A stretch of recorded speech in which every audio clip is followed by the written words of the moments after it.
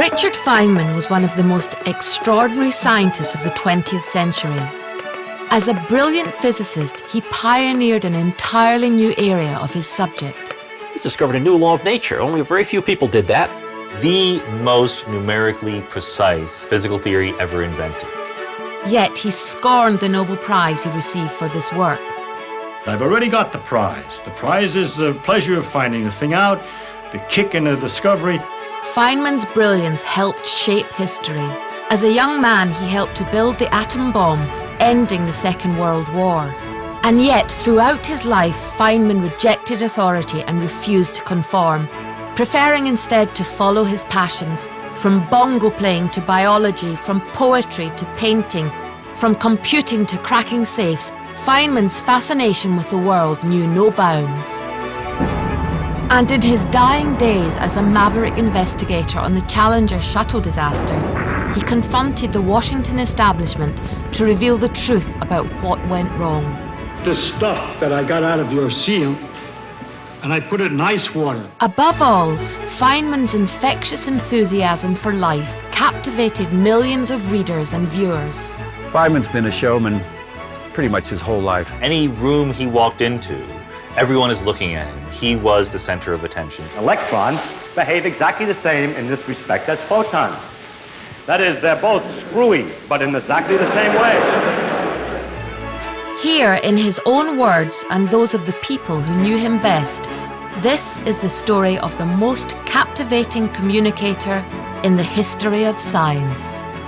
But you gotta stop and think about the complexity, the inconceivable nature of nature.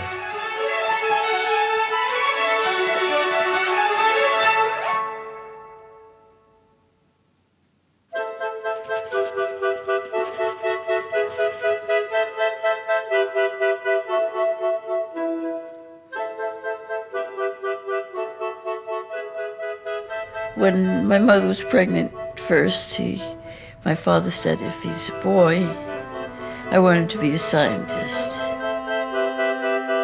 Richard Phillips Feynman was born on the 11th of May 1918 during the Depression to working-class parents living in the outskirts of New York. Even when I was a small boy, Papa used to sit me on his lap and read to me from the Encyclopedia Britannica. And we would read, say, about dinosaurs. They would say something like, this thing is 25 feet high, and the head is 6 feet across.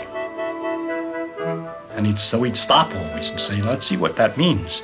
That would mean that if he stood in our front yard, he would be high enough to put his head through the window, but not quite, because the head is a little bit too wide. And it was very exciting and interesting to think that there was animals of such magnitude, and that they all died out. And at that time, nobody knew why. So that's the way I was educated by my father. By the age of 10, Richard had his own science laboratory at home, where he tinkered with old radios and experimented with physics. He hired me for 4 cents a week as his lab assistant to amaze his friends. You know, a spark gap with voltage against it? And if you put your finger in, you get a shock. It was my job, as part of my 4 cents, to put my finger in the spark gap for his friends' amusement. Their father, Melville Feynman, worked for a company which made uniforms.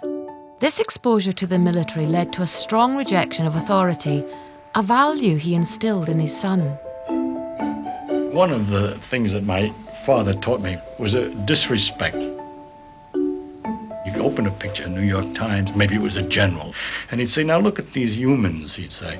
Here's one human standing here, and all these others are bowing. Now what is the difference? Why are they all bowing to him? Only because of his name and his position, because of his uniform, not because of something he especially did. At the age of 17, Feynman won a maths competition in New York, and it became clear this was a subject in which he was greatly gifted. In 1935, he was awarded a place at the Massachusetts Institute of Technology, MIT. But away from home, for the first time, he was going to miss more than just his family. She was very beautiful, Arlene Greenbaum, the most beautiful girl on the beach. She had great dimples and long hair down to here when she unbraided it. Oh, we loved her.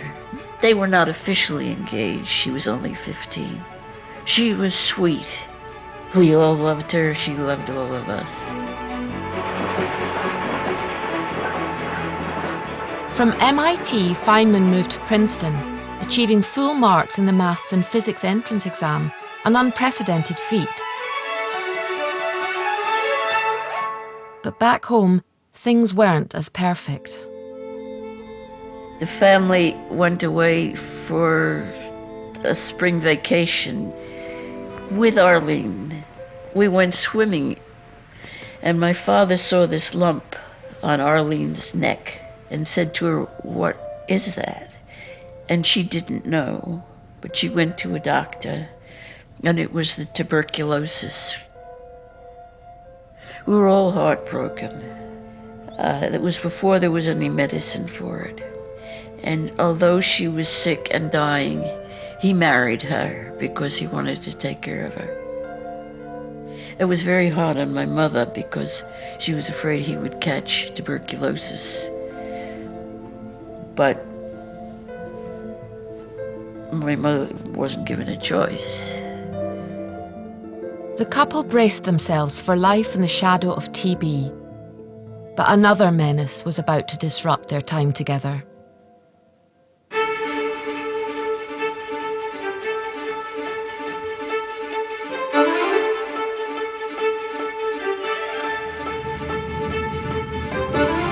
Just months before Richard and Arlene were married, America was drawn into the Second World War, following the bombing of Pearl Harbor.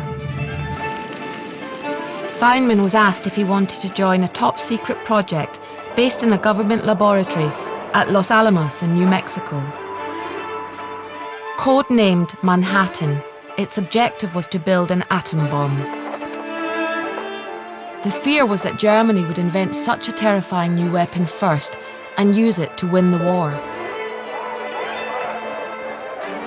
There was nothing that I knew that indicated that if we could do it, they couldn't do it, and therefore it was very important to try to cooperate. Germany was the center, the intellectual center of theoretical physics. They knew the power of this, that if Germany got this first, we have to make sure that they don't rule the world. I felt I should do in order to protect civilization, if you want. Feynman became a member of the Manhattan Project at Los Alamos. Here he joined some of the world's finest physicists, pooling their combined brain power to try to create the bomb. Oppenheimer was in charge of the scientific or engineering side, and he was quite a heavyweight. Fermi, Niels Bohr, the big names of extremely high level. Despite being surrounded by extraordinary physicists, the challenge of developing an atom bomb so quickly was an enormous undertaking. One fundamental problem was the sheer volume of calculations required. Without computers, it had to be done manually, slowing progress enormously. That was until Feynman arrived. He found a way to get calculations going in parallel, still manually, still each person doing one operation at a time, but working in parallel and then having the parts of the calculation come back together later, so that 3 problems in 9 months got turned around to 9 big problems done in 3 months. I put on the blackboard a challenge. Can we do it? To the boys. They all start to go, yes, we'll work double shift, we'll work overtime, we'll try it. As a result, we did problems nearly 10 times as fast. He somehow got this team of human computers to work at an inhuman pace and got things to roll. And that was when his scientific seniors, the big shots of science at that time, first became aware of this fellow. Despite being a key member of the most secret government project of the war, Feynman's streak of maverick mischief was never far away. So I used to pick the locks all the time and point out that it was very easy to do. And every time we had a meeting of everybody together, I'd get up and I'd say that we have important secrets and we shouldn't keep them in such things. We need better locks. Between safe cracking and doing physics calculations, the pace of life at Los Alamos was relentless. But for Feynman, it was a welcome distraction. In a sanatorium nearby, his wife Arlene was confined to her bed, slowly dying of her disease. At that time, dry climates were believed to be good for tuberculosis. So although he was at high altitude, she was at a lower altitude in a hospital. I remember the day she died. She was 25. He was 27. He was brokenhearted.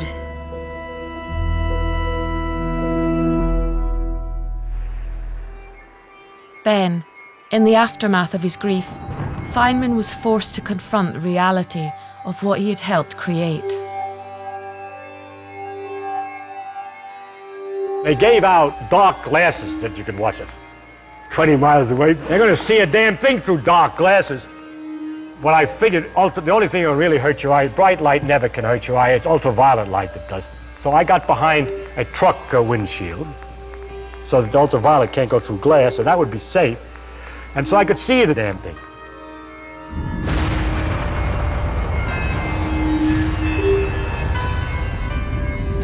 I'm about the only guy in the world who actually looked at the damn thing in the first Trinity test.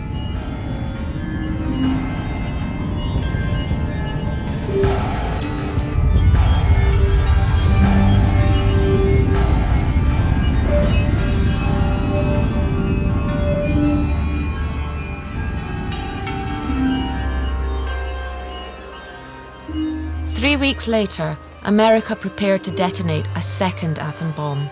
This time, it wasn't a test. He had been expected to go as the scientist with the first flight.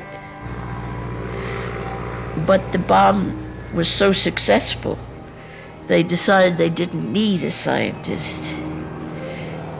So he did not go. Otherwise, he would have been in that plane.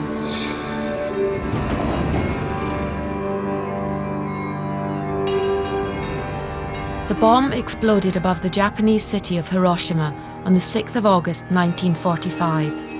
It killed more than 80,000 people. 3 days later, a second bomb was detonated at Nagasaki. It was a very considerable elation and excitement, and there was kind of parties and people got drunk, and it would make a tremendously interesting contrast of what was going on in Los Alamos at the same time as what was going on in Hiroshima. Feynman was deeply disturbed by the knowledge he had contributed to the deaths of so many. He had had this great triumph on the technical level at Los Alamos, and then, of course, a terrible letdown afterwards,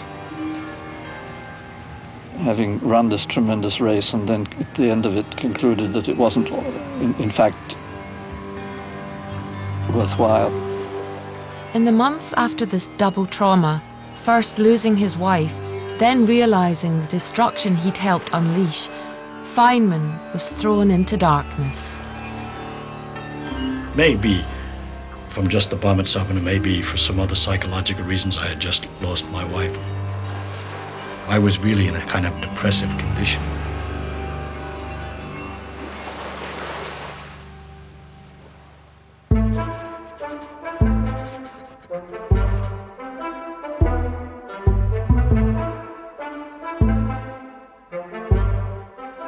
In the autumn of 1945, Feynman was invited to become a professor in the physics department at Cornell University.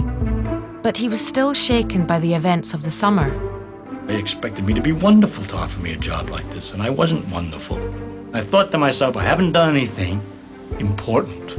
Well, I'm never going to do anything important. But I used to enjoy physics and mathematical things, and because I used to play with it. It was never very important, but I used to do things for the fun of it. So I decided I'm going to do things only for the fun of it. While Feynman was rediscovering the fun in physics, science was in crisis. For many years, new discoveries about how atoms behave had been throwing physics into turmoil.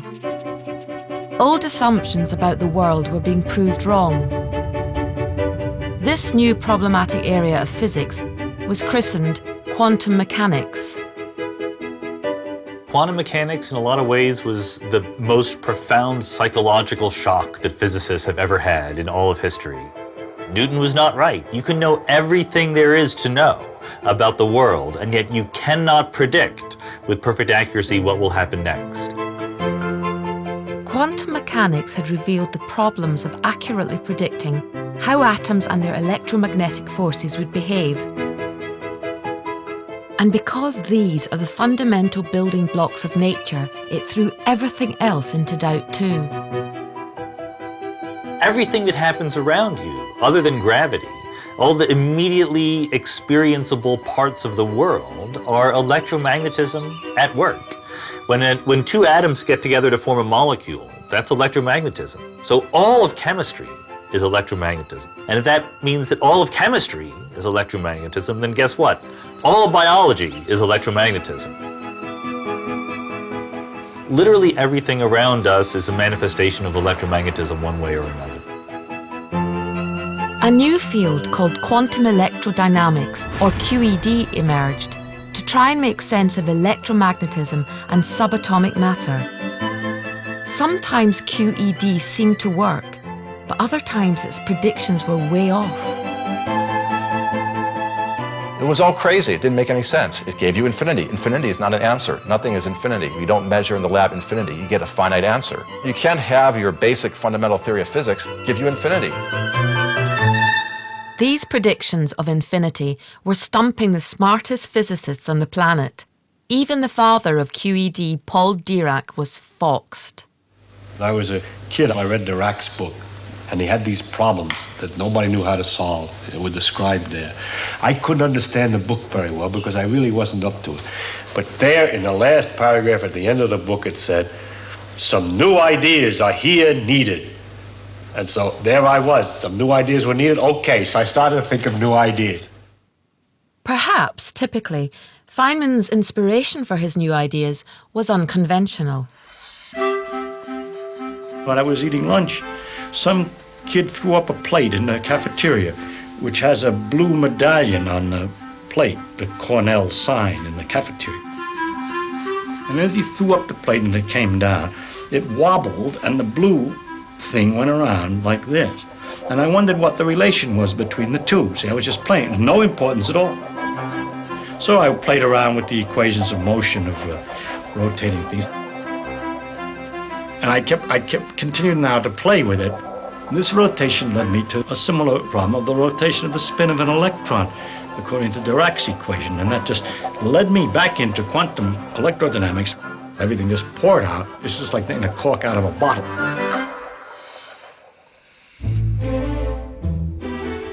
Inspired by the spinning plate, Feynman realised that the fact the equations resulted in infinity didn't mean they were wrong. The problem just needed to be looked at from a new perspective. Turns out that kind of challenge was perfectly suited for someone like Richard Feynman, who, surprisingly maybe, didn't like to speculate. He wasn't the kind of modern physicist that we celebrate who's always coming up with a new theory of the multiverse or forces of nature or whatever. He really liked to work in the context of things that were supposed to be understood and just understand them better than anybody else. To work around the infinities in QED, Feynman came up with a truly revolutionary idea.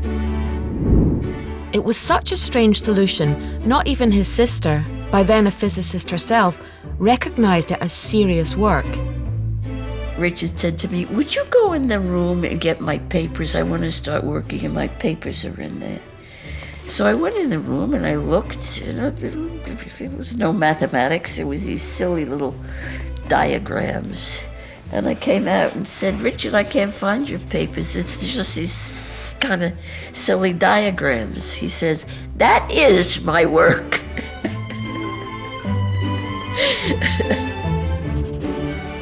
The simple little diagrams Feynman had invented were a brilliant way to sidestep the complicated calculations required for QED. They were a sort of shortcut, allowing him to avoid the infinities and make meaningful predictions about the world.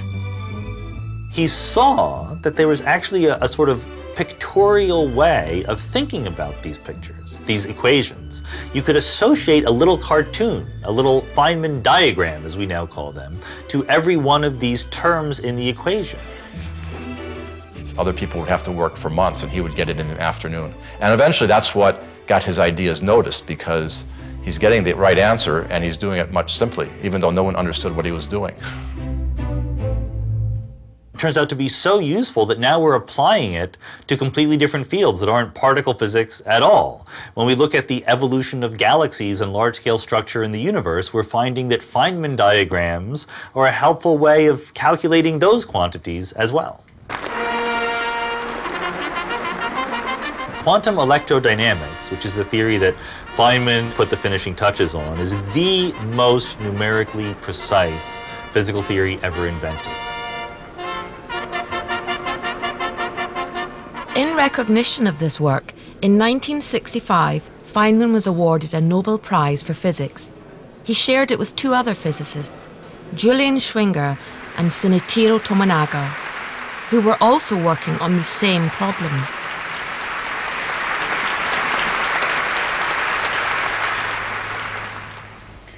Was it worth a Nobel Prize? I don't know anything about the Nobel Prize. I don't understand what it's all about or what's worth what. And if the people in the Swedish Academy decide that X, Y, or Z wins the Nobel Prize, then so be it. No, I think that it was entirely right and proper. It was one of the best earned Nobel Prizes there ever was, I would say.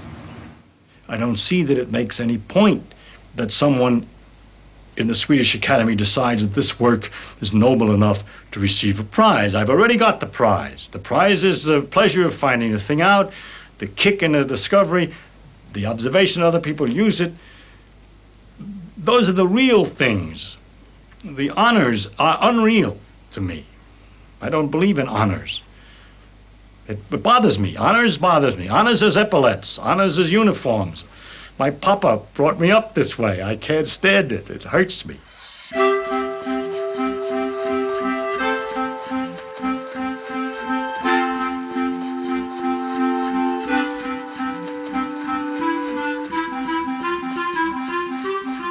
In 1959, on a trip to Europe, Feynman met Yorkshire woman Gwyneth Howarth. A year later, they were married. Back in California, now professor of physics at Caltech, Richard and Gwyneth started a family. I got a kick when I was a boy of my father telling me things, so I tried to tell my son things that were interesting about the world. He was an excellent father, always up to explain things or do things, and we would go on walks after dinner, my father and I, and talk about things, and it was, it was wonderful and delightful.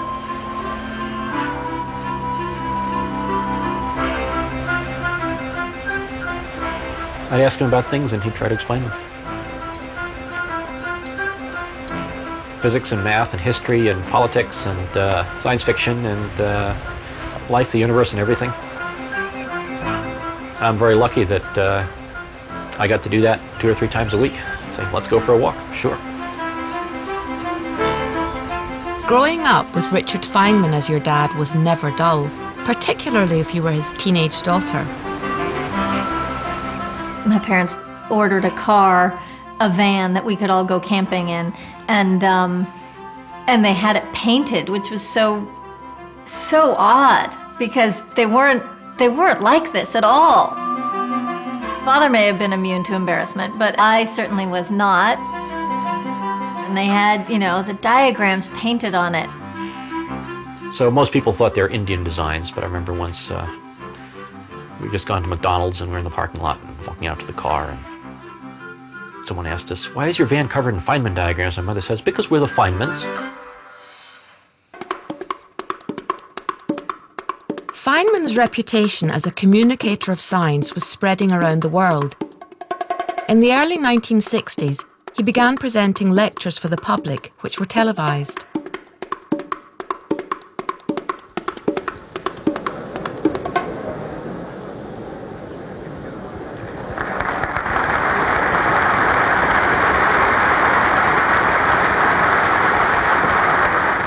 I'm going to discuss how we would look for a new law.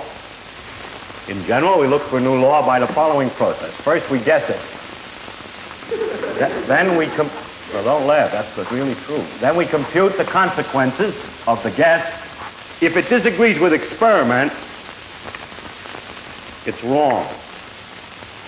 And that simple statement is the key to science. It doesn't make a difference how beautiful your guess is. It doesn't make a difference how smart you are who made the guess or what his name is. If it disagrees with experiment, it's wrong. That's all there is to it. Caltech invited him to rewrite the physics curriculum for undergraduates. His new course, spanning the entire history of physics, became known as the Feynman Lectures. All these lectures had a certain amount of excitement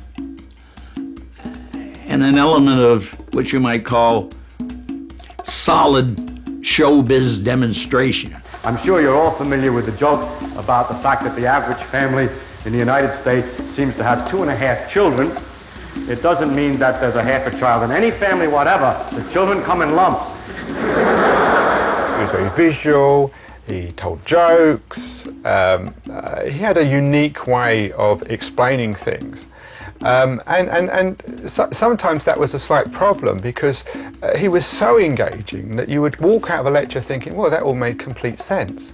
But of course, 5 minutes later, you couldn't really remember all the connections. You know, you were just swept along by Feynman's personality, by his humor, by his analogies. Graduate students started idolizing him.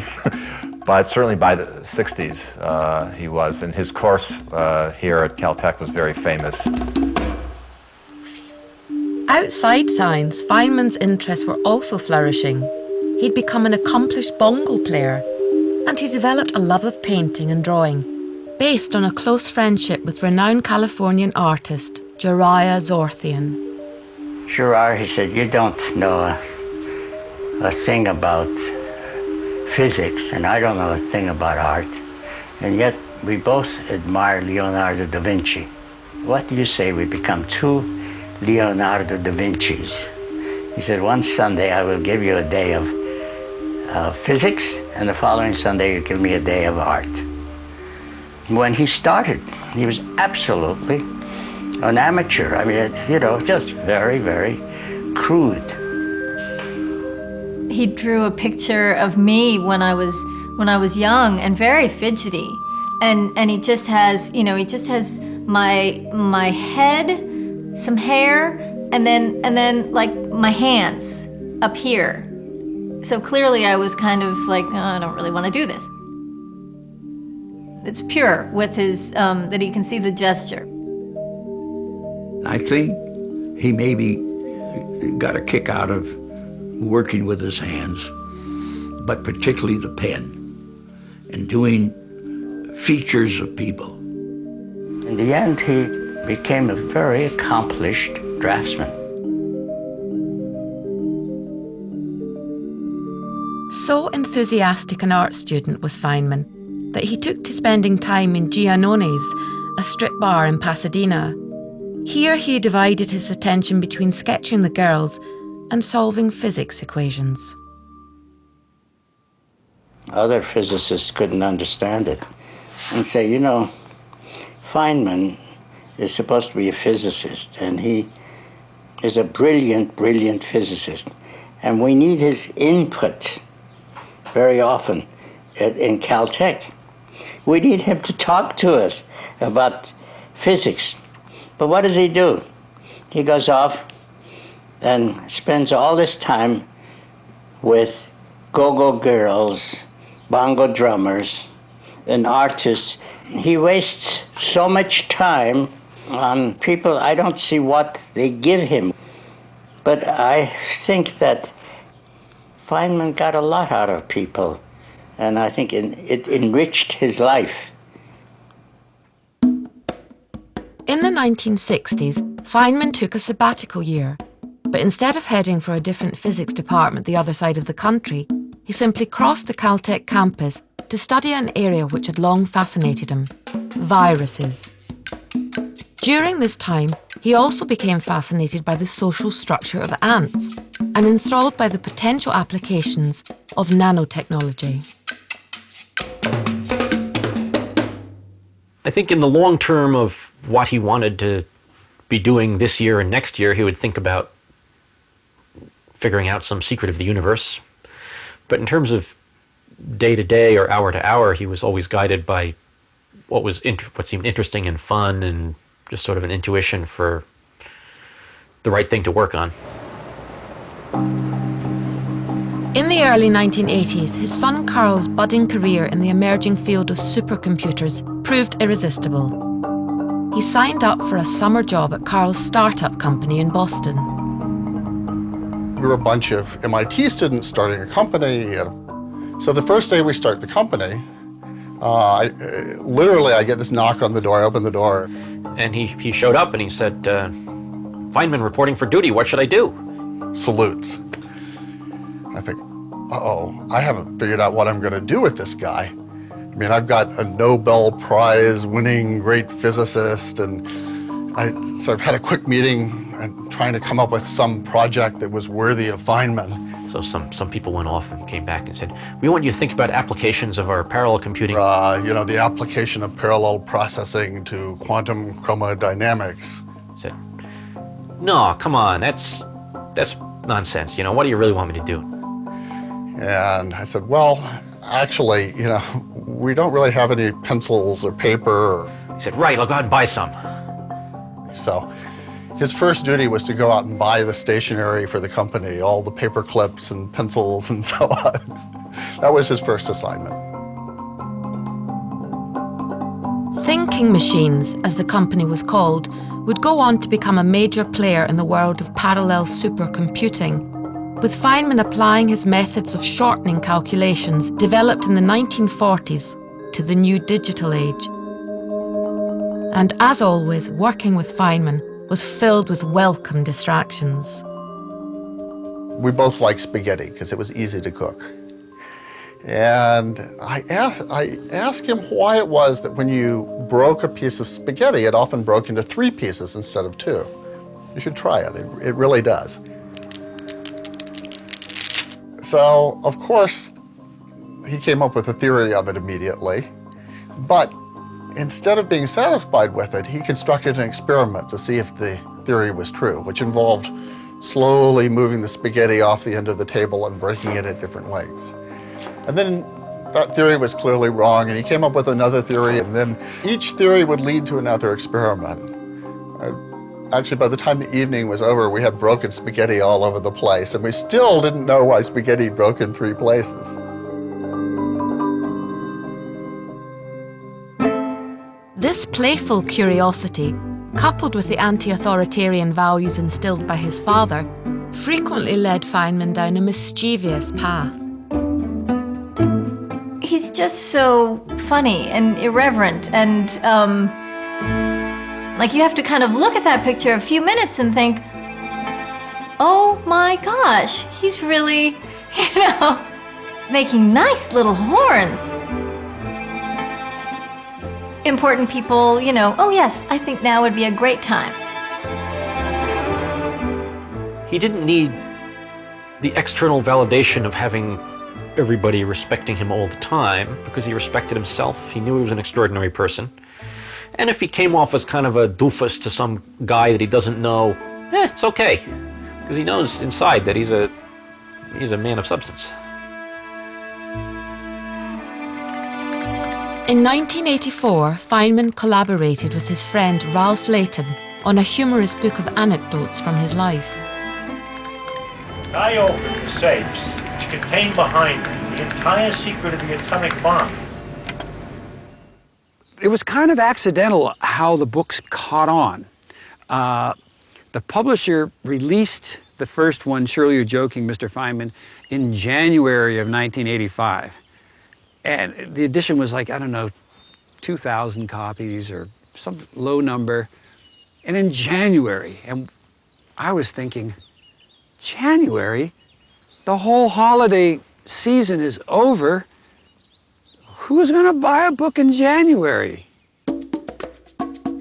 But people did buy it. And Surely You're Joking, Mr. Feynman quickly became a bestseller. It remains to this day one of the biggest selling science books of all time. I do remember coming down one evening and seeing him just, giggling and clearly enjoying the book that he was reading. And I sort of looked, what are you reading? And he held up the book so I could see that it was his own, Surely You're Joking. And he said, such a character. Freely admitting that, yes, he was laughing at his own history. The book vividly captured Feynman's worldview, the sense of curiosity and fun guiding him through life. It was an approach he communicated to an even bigger audience through a series of BBC documentaries broadcast around the world.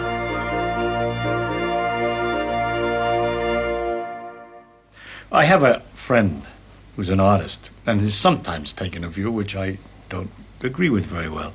He'll hold up a flower and say, look how beautiful it is. And I'll agree.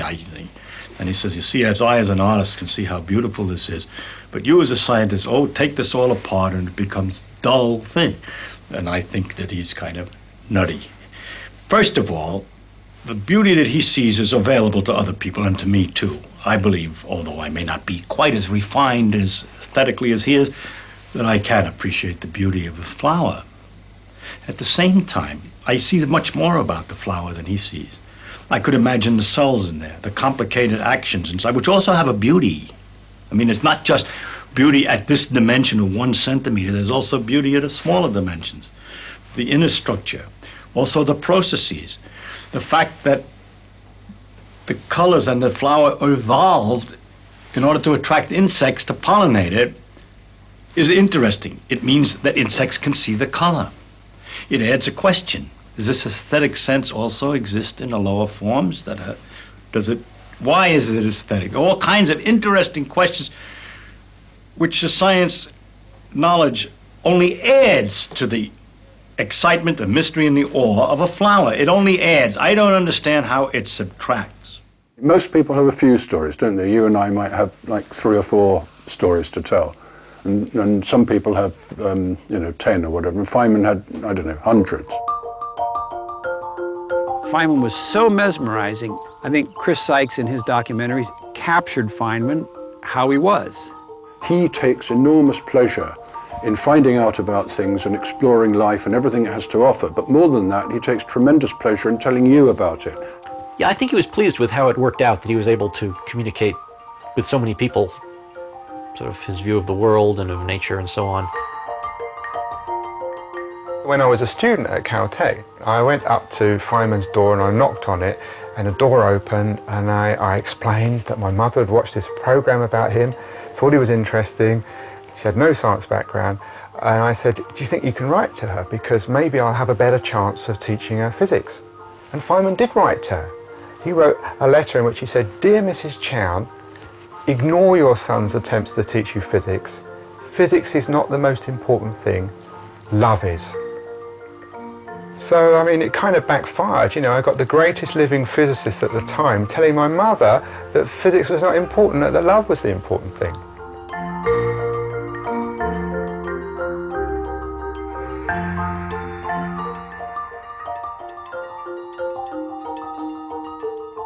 Through his films and books, Feynman had touched the lives of millions.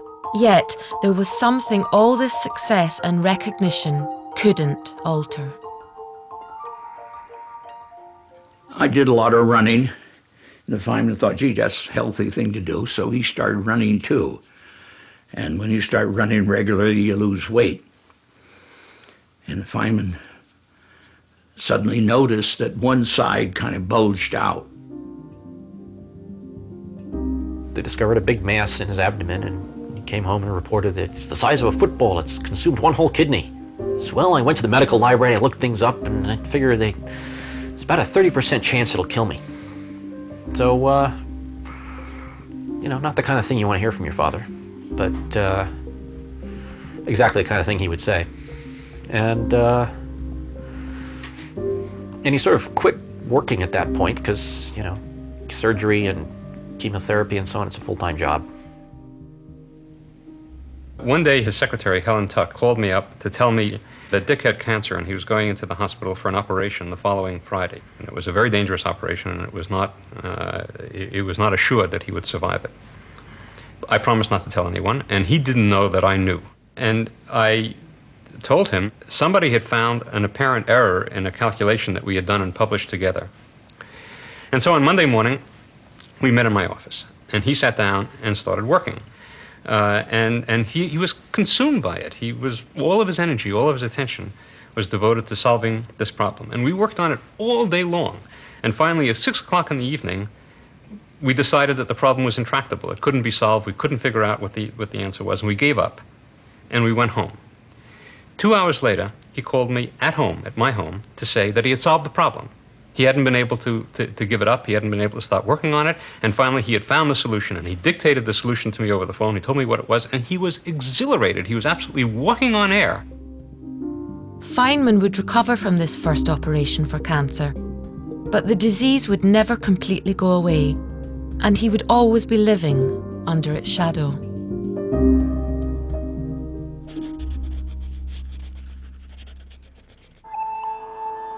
We have main engine start, 4, 3, 2, 1, and liftoff. Liftoff of the 25th Space Shuttle mission, and it has cleared the tower.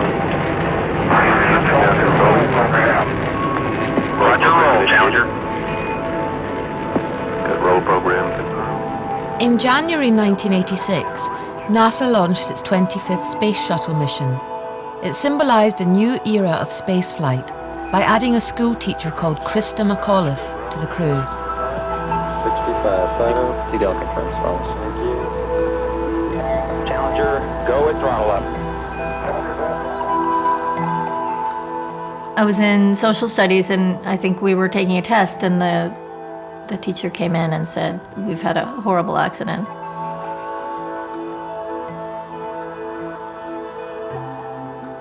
Flight controllers here looking very carefully at the situation. We have no downlink. And then coming home, and my parents had already seen it, and which was unusual because they didn't really watch TV. Watch your data carefully. Take hard copies of all your displays. Make sure you protect any data source you have. The loss of their space shuttle and its crew of 7 live on TV shocked America. The country was thrown into mourning. Our nation's loss is first a profound personal loss to the family and the friends and the loved ones of our shuttle astronauts. But there was one question everyone wanted an answer to. What had gone wrong? A presidential commission was hastily put together to find out, but it was comprised largely of space industry insiders with close ties to NASA. Someone independent with unimpeachable scientific credentials was needed.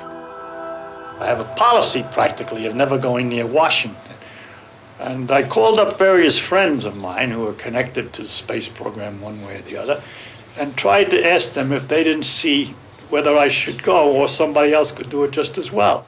His friends said, "Dick, you gotta go, because you're the only guy who can cut through the bullshit." He asked me what I thought he should do, so I just asked him, "Well, do you think it's an important problem?" He said, "Yes, he did." I said, "Do you think you can make a difference?" And he said, after a while, I said, "Well, yeah, probably can." I didn't say another word. And after a few minutes hesitation, he said, "To hell with you, Hibbs," and hung up. Feynman broke his policy, and within days of the accident, he had joined the inquiry in Washington. The investigation was led by William Rogers, an ex-Secretary of State and the ultimate Washington insider. His formal bureaucratic approach was the polar opposite of the freewheeling maverick professor. Mr. Rogers, he knew nothing about it. I had been on accident boards before, and I took the opportunity. I said, hey, I just did one of these investigations. Would you like to see it? And I think reluctantly, Rogers said, yeah, okay, you can show it to us, but we're not going to do it that way. And so I went through this very logical step-by-step process of how you investigate a space accident. And Rogers said, no, we don't have the technical capability to do that. And that's when Feynman butted in. He said, no, I like that. I think that's a smart way to go. For Feynman and the chairman, it was the beginning of a poor relationship. But for the professor and the Air Force general, it was the start of a close friendship. And he just was the smartest guy in the world. And he had a reputation for integrity. You know, he's the most honest guy in the world. He didn't accept something unless he really could prove it. The two men began touring the US, visiting NASA sites where the shuttle was made, questioning the engineers and managers. In the process of speaking to the engineers, you realize, wow, some of them won't talk to me right now because the managers are in the room, you know. It wasn't simply a technical puzzle. There was a human puzzle going on, too. Writing home to Michelle and Gwyneth, Feynman expressed his frustration and excitement at his hunt for the truth. Dearest Gwyneth and Michelle, this is the first time I have had time to write to you. I already smell certain rats that I will not forget because I just love the smell of rats, for it is the spore of exciting adventure. But there was a problem. NASA managers didn't want to reveal the full extent of their knowledge. The result was a smokescreen. NASA wanted to control everything that they gave to the commission and actually withheld things. They didn't lie, but they certainly didn't go around blabbing the truth either.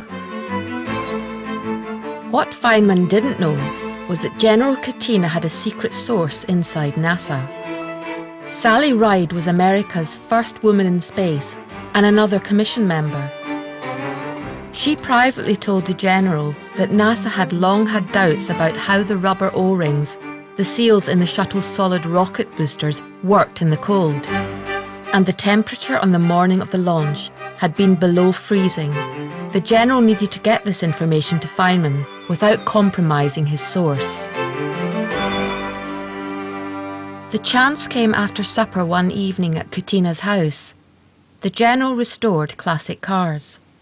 I took him out in the garage to show him the car, and Feynman really isn't interested in cars. So we walked around the car, and I showed him the interior, and I showed him where the engine was.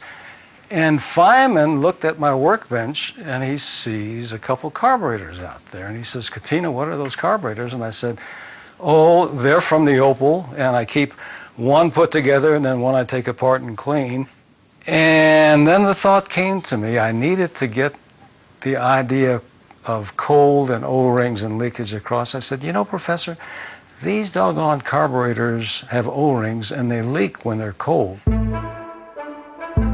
Feynman had his answer. And he also had an inspired idea about how to convey it to the world's press.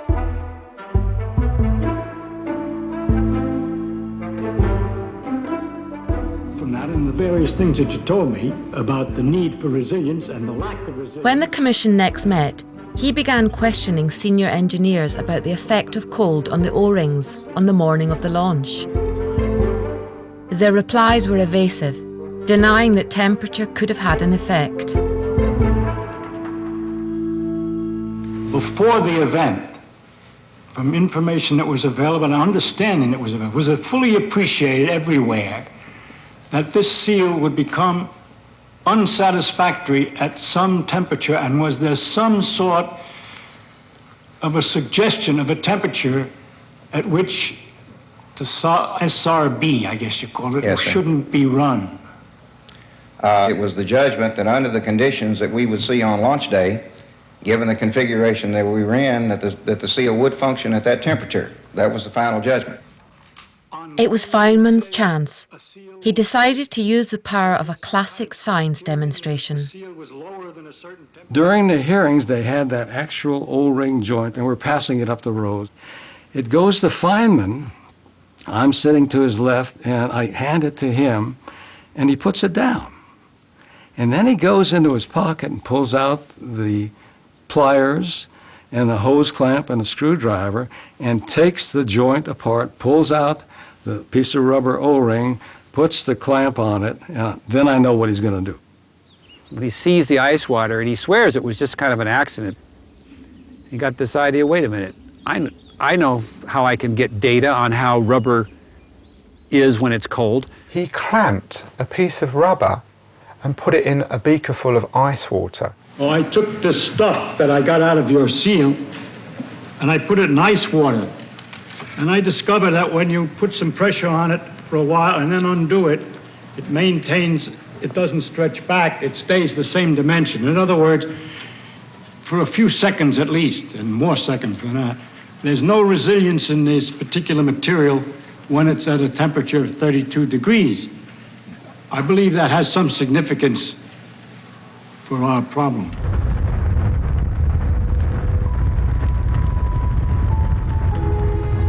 The O-rings, which were supposed to create a seal around the solid boosters, had got so cold they'd lost their ability to flex and to fill the gap between the boosters. And that's why the fuel had leaked and the shuttle had exploded. Feynman had nailed once and for all that the cold could have been the cause of the shuttle's failure just 73 seconds after launch. It really was a turning point in the investigation. It couldn't be ignored. In the summer of 1986, the Commission's report was submitted. In its appendix, Feynman added a stark reminder about the limits of science. His last recommendation, I think, was really summed it up in one simple paragraph. For a successful technology, reality must take precedence over public relations, for nature cannot be fooled.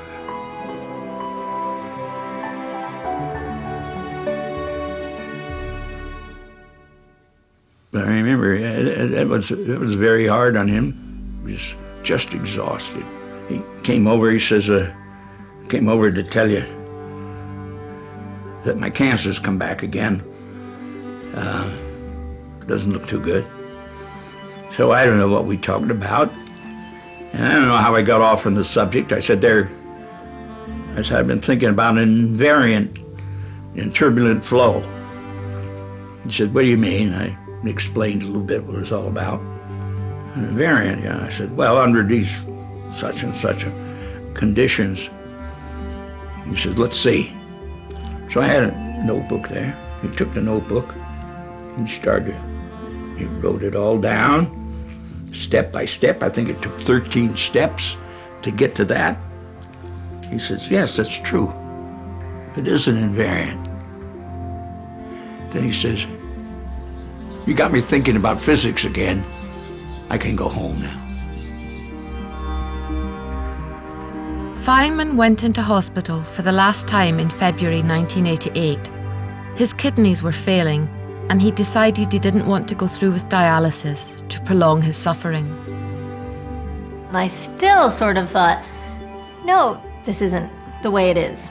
But he was able to handle a lot of physical difficulties as long as his mind was sharp. When a person is dying, their hands move a little. And the nurse who was there says he's not trying to communicate, that's just natural. And he raised his hands like this, and he went like this, which, if you know it, is the symbol that a magician gives when he's going to do a trick, okay? And he went He was communicating, again, of his observations of the world. The doctors were wrong. He could hear. He could move if he tried hard enough. And he could hear and understand what was being said. And those were his last words. Richard Feynman died on the 15th of February 1988 in hospital in Los Angeles at the age of just 69. When I took my last walk with Richard Feynman, he was telling me a bunch of funny stories, but I realized the message behind the stories was that he was about to die of cancer, and I got very sad. And he noticed it, and he asked me what's wrong. And I said, I'm sad because I'm realizing that you're about to die. And he said, yeah, that bugs me sometimes too. But not as much as you think, he said, because you realize that at some point in your life, you've told a lot of stories, and those stories are going to stay around even after you're gone. Today, over 25 years since his death, Feynman's prophecy has more truth than he could ever have imagined. Through an invention that hadn't been created when he died, his stories do live on. Because through their reimagining on the World Wide Web, a new generation is discovering the delights of time with Feynman. It's fantastic to just be able to Google Feynman, Richard Feynman, you know, any kind of variation, and there it is. You know, you have a lot of stuff out there. I see my father referenced in popular culture a lot more now than when he was alive. I have a friend who's an artist, and has sometimes taken a view which I don't agree with very well. He'll hold up a flower and say, look how beautiful it is, and I'll agree. And he says, you see, as I as an artist can see how beautiful this is, but you as a scientist take this all apart and it becomes a dull thing. And I think that he's kind of nutty. You wonder what Feynman would have made of the internet. And I think he would really, really like the idea that he's spread all over the world in clips, short and long, on the internet for maybe all time. I think he'd like that. You know, then you just touch it like this. A poet, I think it is. And you bring his voice right back, you know. The whole universe is in a glass of wine. I don't know. I don't think we'll ever know in what sense he meant that. For the poets don't write to be understood. I know what I'll remember him for being a good brother and a good person. He wasn't just the scientist, he wasn't just the artist, he wasn't just the educator. He was physics with a human face. You know, he showed that in order to be a top-ranked physicist, you can still be a human being. So I think that's a very important legacy to people who want to do science. You know, it's a human endeavor, and he showed that.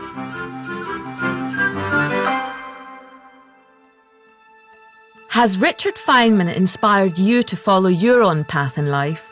Join the Open University to explore your options and find out more about how he revolutionised the face of physics. Go to bbc.co.uk/Feynman and follow the links to the Open University.